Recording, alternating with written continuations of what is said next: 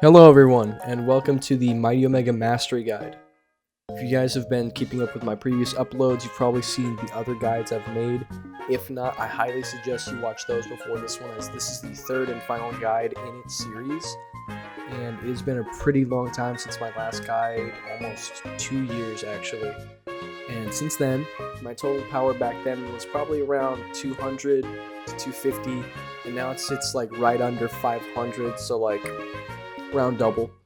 And I've learned a lot more in that time, and a lot of information about the game has also surfaced from the developers, so I'll be sure to cover everything involving Mighty Omega's endgame and how to properly finish your journey. Also, as a side note, I'd like to thank my good friend Anflare.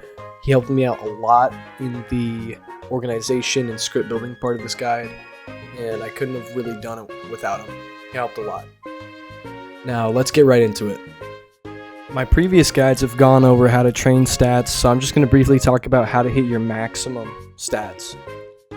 At the time of this video's upload, the current durability cap is 2,400, but it may be raised like it has in the past. So durability is gained at its fastest rate when your durability partner does significant damage with their M1s. So a muscle build partner with high M1 damage, over like 100, should yield your best results for durability training.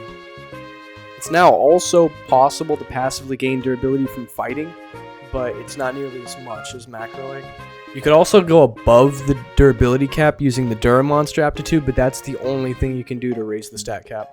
Going beyond the Dura cap without the aptitude does not increase your health, but if you do decide to go over it, the developers can then raise the Dura cap again, and when they do, you'll immediately start scaling to wherever they raised it.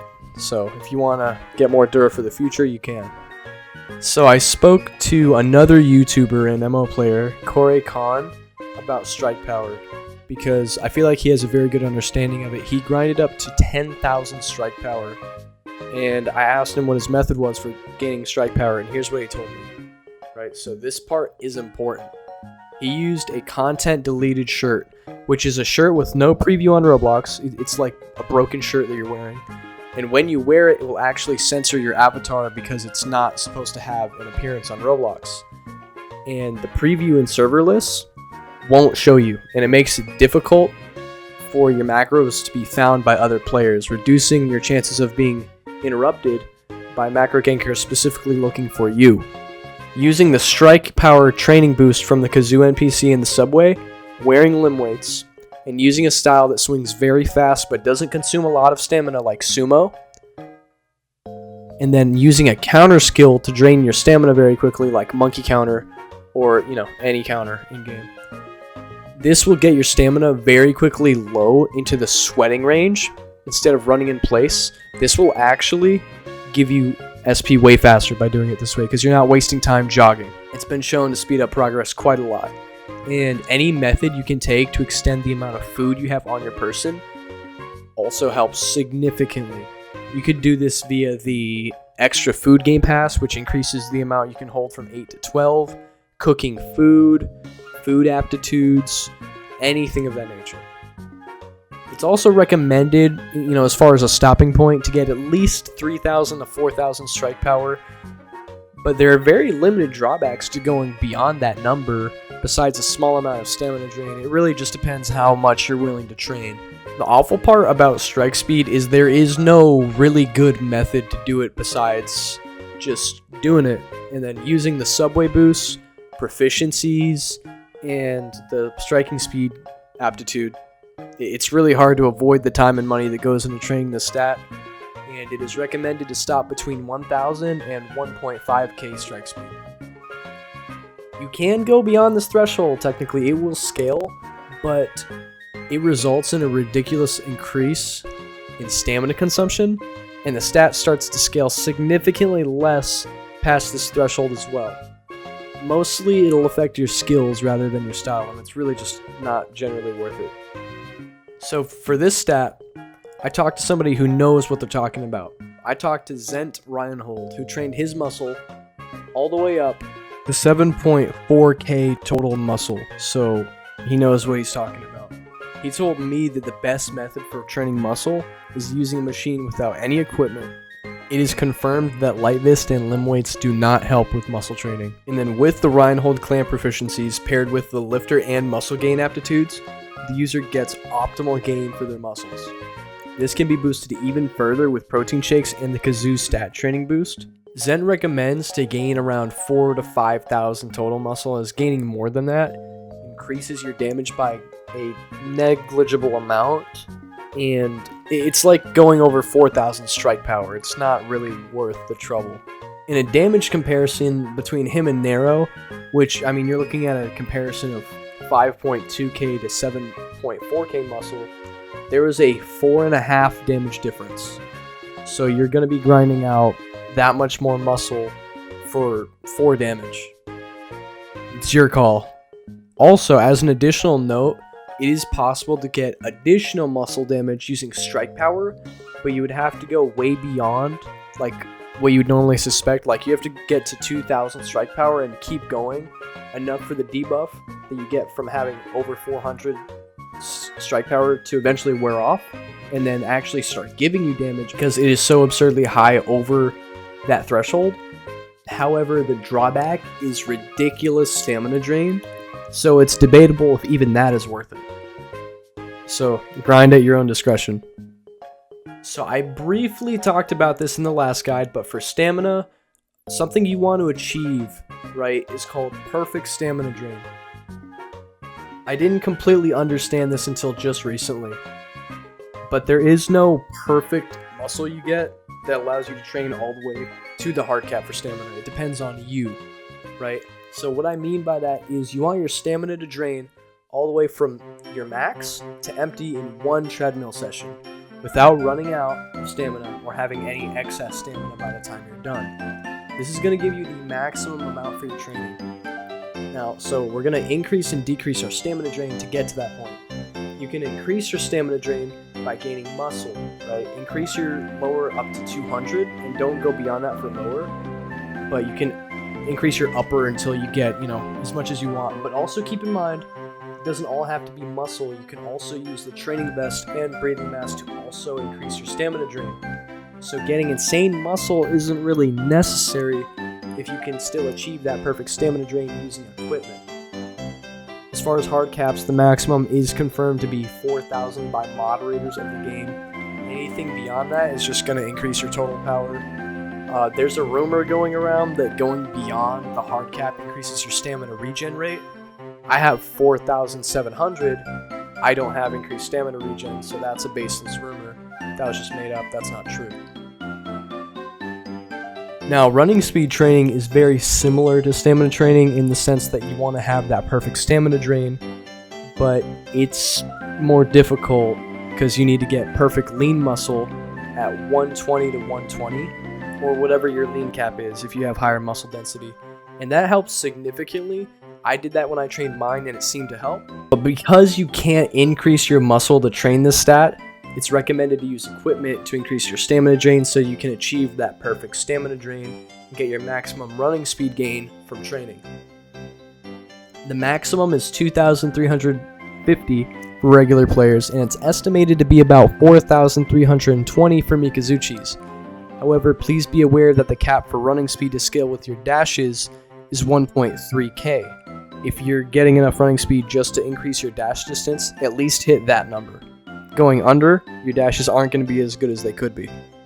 So fat is a very controversial stat. Most players of the game don't even use this stat because of its considerable drawbacks. But if you do decide to use it on a muscle fat build, I would just max this thing out. Hit 650, or if you have the Jigoro clan, hit 750. So I wanted to know more about this stat, so I asked my good friend Bear Yolotol, who has hit the Jigoro fat cap of 750 and has played with it thoroughly with muscle and everything.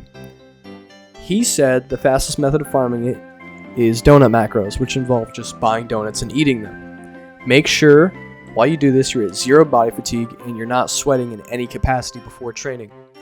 It also helps to get the fat proficiency aptitude and Jigoro clan. This will make you as fat as possible, as fast as possible. I then asked him if he recommended fat as a stat, because even if the damage and health boost is considerable, it has some pretty severe stamina drain And his answer to this question was, no, not really. So, with that being said, this is more of a joke stat. Do with that what you will. So, to make builds for your characters a little bit easier to understand for Mighty Omega's endgame, I've created 6 categories that most builds fall into. So, with that being said, let's start with balance builds. These are the most basic and simple forms of builds. And players with the balance build are using a little bit of everything, right? It's characterized by a variety of different skill types. They typically have combo starters, extenders, and enders with maybe a guard break or a grapple. And a lot of pure builds like pure Kung Fu and pure A-Brawl typically fit into this category because of their natural variety of skills. And most miscellaneous hybrid builds will also fall into this category because of their well-rounded nature. The sniper build. So these are very common builds right now that utilize mostly stun skills as combo starters so that they can initiate combos at a neutral significantly easier, get their M1s in for some good damage, and then they back away, and then repeat the process later. These builds are usually running power edits on their stuns and use skills like Sidekick, Sickle Sweep, and Razor Slash, and these are almost always hybrid builds. Hit and run builds. These are builds that lean more into passive combat for Mighty Omega, allowing their opponent to approach them, and then they use their kit to defend themselves. This build is characterized by the usage of safe skills with high mobility. These skills typically have iframes or hyper armor so that they can tank the initial hit and respond immediately, dealing damage and knocking their opponent back, or they have really high range attacks that don't put them into any danger at all. Builds that utilize several counters can also be categorized in this genre of build. Pressure build. These builds are extremely aggressive and can be characterized by excessive guard breaks, grapples, and stamina attacks. They are going to be on you, and they are not going to give you any time to recover. One of the more notorious builds in this category is pure Muay Thai. This is because of the several guard breaks in the style, making it so that guarding is very dangerous, forcing you to keep your guard down and expose you to further damage.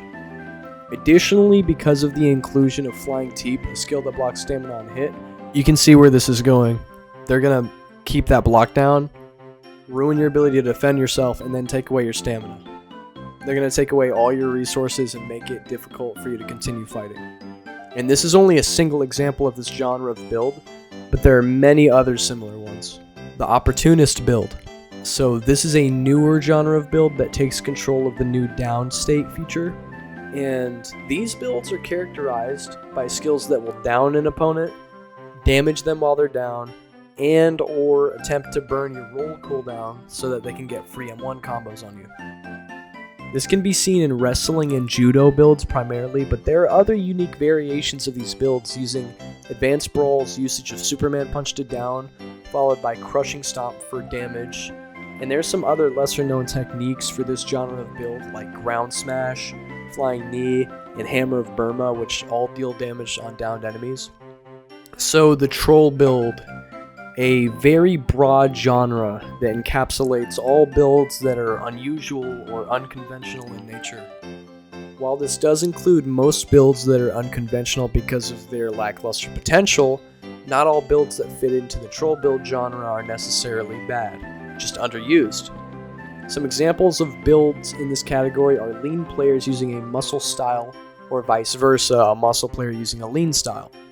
I've also seen some very evil builds, like one that was just 5 counters, and it wasn't good or anything, but it was really funny, so yeah. So before you can really get signed, you're going to need a Kengan license. You can get that by doing a Kengan registration fight with someone else and beating them.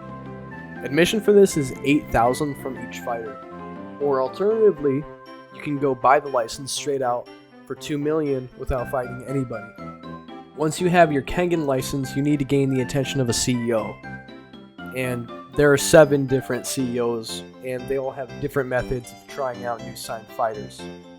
For example, right, participating in purgatory tournaments or signed tournaments hosted by those CEOs can sometimes garner their attention and favor, but it really varies from CEO to CEO, so make sure to do your research. Then comes the application process, which also varies by person, but the general idea is you're going to have to fight someone that they know is strong, or you're going to have to do well in a tournament to earn a trial sign from them. From there, in order to enter the Kengan arena, you have to enter any private server and use the ! join Kengan command. And then that'll put you in there and you can initiate fights whenever they call you to. And once you are trial signed, you have a limited amount of matches and no daily pay. And if you perform well in your Kengans, you'll be fully signed by your CEO and you'll receive 50,000 daily with the max amount of allowed matches. Also, the amount of money you can gain from winning matches is projected to be $1 to $200 million. For this next segment, I'm going to let you guys in on a little Zen the Edgy secret. The best way to grind up your cash and your skill experience is doing contracts. More specifically, you're going to want to be doing the Kyokushin Dojo 3. If you learn the correct method of doing this contract, you can bang out several easy wins, getting a lot of cash, MC, event currency if there's an event going on, and random drops. Drops such as skill manuals, right? Specifically the experience skill manuals. They come in 3 sizes, small, medium, and large, ranging from 8 to 35 skill experience on usage. This is significantly better than manually grinding your skill experience, and it's going to get you upgrades on your skills extremely fast. And in the process of doing all this, you're not just grinding one thing at a time, you're grinding everything, which is what makes this so useful. That being said, here's how you fight Joji Narashima. So before the fight starts, pop any modes you have to boost your stats. This is going to make the fight go a little bit faster. So as we start a fight, you'll notice if you're too close, he's going to blitz you and hurt you a lot. And if you're too far away, he's going to teleport up to you and then blitz you anyway. So maintain a nice medium range from him, and he can't harm you. And whenever you're ready to hit him, stop moving or slowly walk up to him while guarding. And as soon as you're in his range of attack, immediately parry him. And you'll either parry his guard break, or you'll block a basic attack, which gives you a free opportunity to attack. From there, you're going to want to do some M1s and a stun or knockback to deal some good damage. Some good combos you can perform that I use are 3 M1s into Raging Bloom, into 4 M1s, that's true, 3 M1s into Razor Blitz, which does a lot of good bleed damage, and 4 M1s into Surging Fist. If you do this correctly, they should hit him every single time, and it deals % damage, which chunks his health a lot. Also, quick note, grapples and down grapple skills don't work on him as intended, like at all. It gets really buggy and it doesn't work. I suggest using other skills against him. Really, you should be experimenting with your own personal skills to find what works the best so that you can exploit the NPC's weaknesses to deal as much damage as you can as fast as possible. And then the faster you can defeat this NPC, the more times you can complete the contract within the hour, which means you'll get more rewards every time the contracts roll around. So get good at this, right? Now, mostly anyone can perform this method if they get good enough at it, even if you're weak. That being said, if you're absolutely doo-doo buns at this method and you can't perform it at all, I mean, you're bad, right? I'm putting you on the Weenie Hut Jr. method for getting skill experience. Go to Kazoo, the subway NPC, and do arranged fights. And each one you successfully do is going to give you 33% skill XP to a random skill in your moveset or in your skill storage every time it goes off cooldown. So that's a lot of XP, but it's really inconsistent this way because it's a random skill. It can be anything. It can be a completely full skill or a skill that doesn't take experience. So you're not really getting good training this way. You'll also gain a little bit of cash and the opportunity to gain trial skills as well, so there are some benefits. For this segment, I need to say something important that every Mighty Omegian needs to hear. 99% of all players in this game are not ever going to have a spec. Here's why. The idea of specs is that it is an exclusive technique or clan or whatever it is, right? The exclusivity is the important part. And when that exclusivity is compromised, whenever it is distributed to someone, it becomes less of a spec whenever anyone receives it. Capes are a great example of this, right?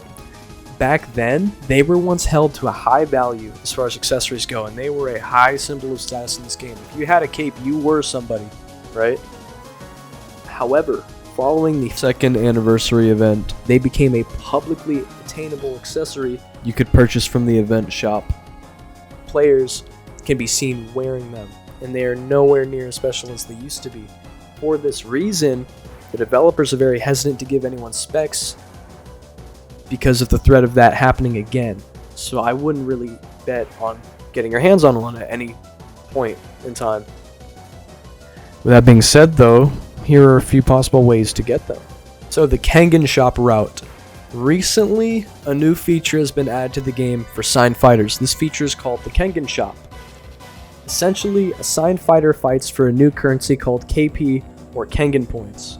They gain KP on a win and they lose KP on a loss.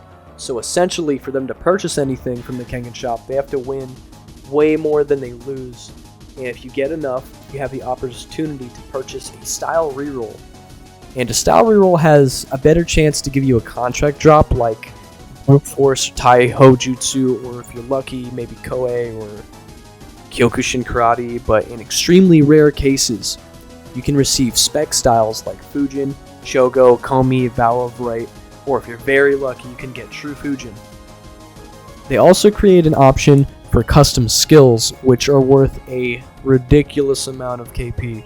And I personally doubt if anyone is ever going to win enough consecutive matches to actually afford this, but if they did, it would be ridiculous. You're essentially creating your own spec by purchasing this, and you'll probably be the only person to ever own it. The contributor route.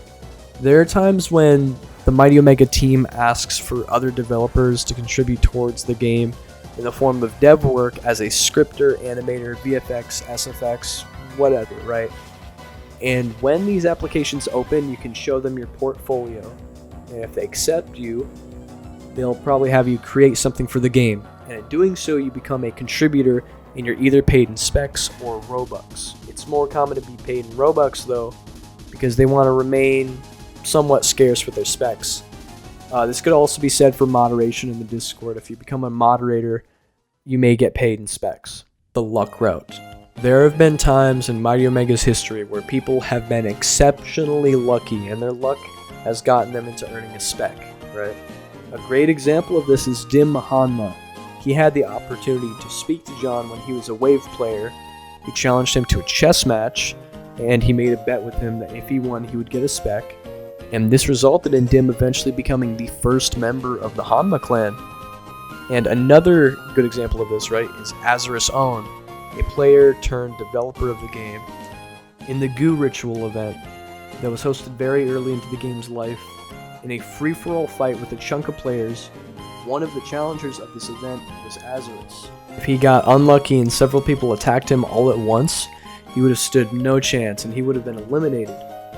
Although it is due to a string of lucky events, he survived and went on to win the event, becoming one of the only users of the Formless style.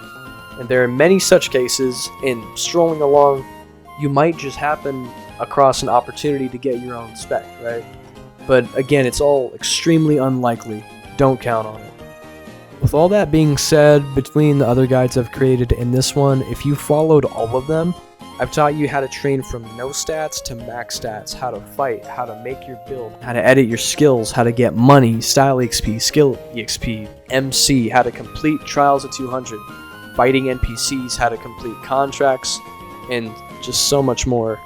And I hope with this knowledge, you can conquer all the trials and tribulations of this very obscure game. That being said, thank you for watching. Have a good one.